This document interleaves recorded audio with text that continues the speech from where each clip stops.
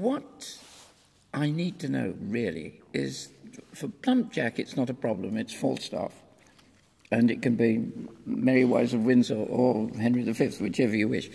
But with the Ancestor Suite, looking at it, first of all, because it was all dances, I assumed that it was for a ballet of some sort, but I don't know if this was actually in your mind at that time. Actually, yes. It was? It is a ballet. Yes. Although, of course, it's like almost any ballet. It's also meant to be played in concert version. Because there's a certain amount of fantasy in it, imagination. Oh. And I wondered how you were going to put it on stage, quite honestly. Well, of course, I don't do choreography, and I just let someone else worry about that. Although, obviously, I did put in some of the stage directions. Yes. Have you ever done it as a set piece for, as a concert performance with dancers? This has been done a few times, yes. the Ancestor Suite, although 3 of the numbers in it were composed in the past few months and have never been done to the public. Yeah, I realized that there was some new material here because they came a little bit later as a surprise. But that intrigued me, and the character of the things really is generally physical as far as I can see. You've got a lot of energy in the music here, which is quite difficult to contain sometimes, quite honestly, because, with the brass section being enthusiastic, I sometimes wonder if it's exactly what you want. Yes, I like big contrasts, I really do. It's an interesting point you were making this morning about the Henry V episodes there, that you were already quoting your Shakespearean reminiscences there. Yeah. But it makes much more sense to the orchestra when they get some outline like this, which you were able to give them.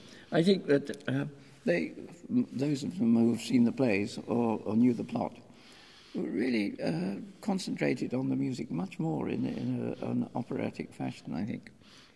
It was quite remarkable. These are all quite late works for you, though, are they? I wouldn't say. I mean, it's all over the place. Like in Ancestor Suite, there are some tunes that I wrote for piano 30 years ago, maybe more. Oh, I see. And then orchestrated some of them. Yeah.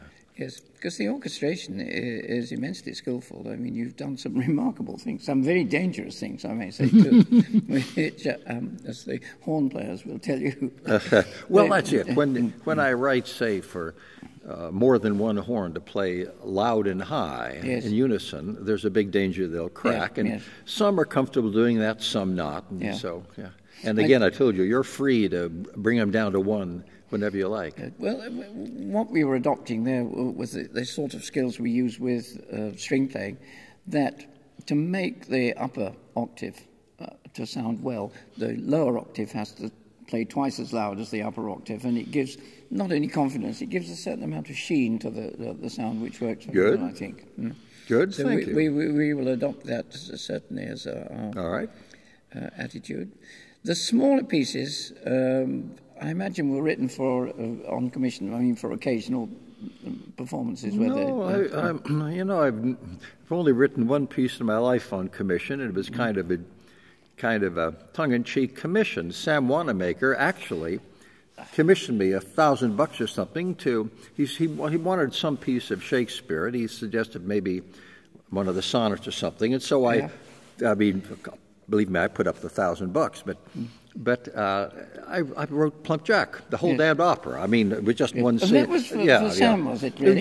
Yeah. It was just tongue-in-cheek, Sam was a dear friend, actually, and we never got around to really presenting any music at the South Bank, the Shakespeare Theatre, because it was Sam's creation, of course, the theatre on the South Bank.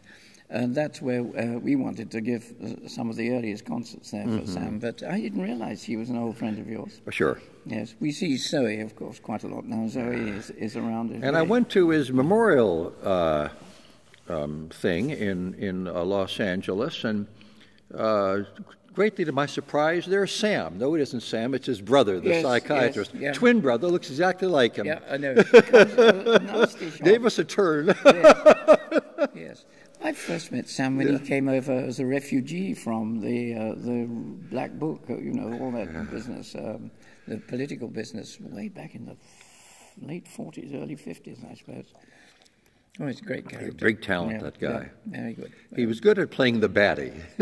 Yes, indeed, yeah. No, he was immense success. Yeah, he once played Iago to Robeson's Othello. Oh, did he? Yeah. Yes. Yeah. He was telling me about it. Yes. So Plump Jack came out of that relationship, which was... Well, again, he just wanted a sonnet or something, and so I just Yes. pulled one on him and just wrote the whole opera, Yeah. bit by bit. Of course, it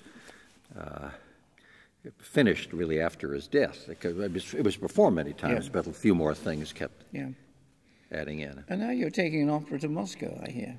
In the fall. Yes, that is quite a venture. Yeah. Because it's a Bolshoi. Bolshoi. Yes. That Well, they're going to dance Ancestor Suite, but the orchestra is going to be on stage, back, and then some dancers out in front. front. Yeah. That's ideal, I think. Yeah. Absolutely ideal. That's certainly for a conductor.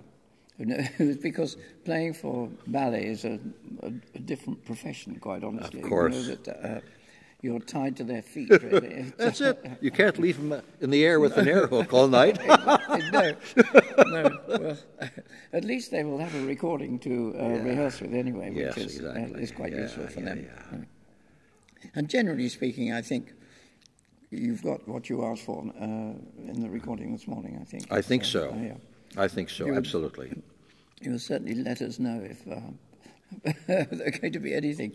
Well, it's such a treat to have my stuff done by you guys. No, well, it's a pleasure for us. I mean, they really are enjoying it. And the orchestra reacts quite strangely to contemporary music, you know, and you can tell whether they're doing their stuff and getting their teeth into it, or whether they're just sort of playing for money. You know, it's a different feeling. Yes, I don't know what century I belong to. It's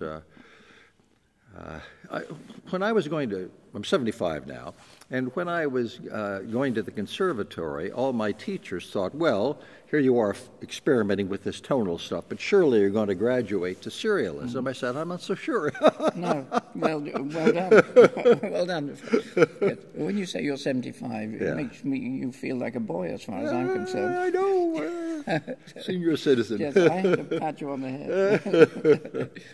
No, that's. I wondered what your background was actually, because I knew you were a keyboard player, but I didn't. Not know really. I'm the world's worst singer and an even worse keyboard player. Yes, but that at least it means that your composing is done up here and not down here. Yes. When we were talking about Plump Jack, it was fairly obvious, you know, that you had your Falstaff and you knew the dramatic impact that he had. But with the Ancestor Suite, it was a little more diffuse, and I wasn't quite certain if there was a focal point for that. Well, of course, it's based on the Poe story, Fall of House of Usher. Yes. And I've written this opera, Usher House.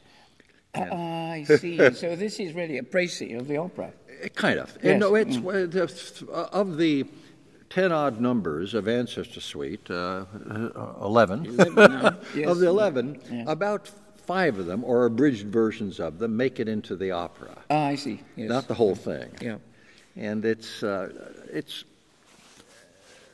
well, you know, Poe doesn't really give you much of a story. He gives you the final scene in detail. The rest is all innuendo, and maybe this happened, maybe that happened. And so I do the story, and I have the Usher ancestors down in the crypt, in their vaults, and they come up at night and they dance this. I see. So a lot of this is really atmosphere. I mean, it's atmospheric. We have to create the atmosphere of the play. Yeah, but that is interesting.